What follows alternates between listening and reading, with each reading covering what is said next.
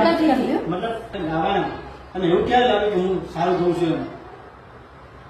હું 3જા ધોરણમાં ભણતી હતી અને મને મારા સરે કવિતા ગાવા માટે ઊભી કરી અને મેં જે કવિતા ગાઈ એના પછી સરને લાગ્યું કે ના તારો અવાજ સારો છે. પછી મેં બધી પ્રાર્થના વચ્ચે ગાયું એટલે મને પણ લાગ્યું કે ના મારો અવાજ આટલો સારો છે.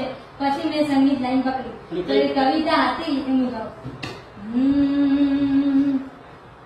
હે મને આંભલે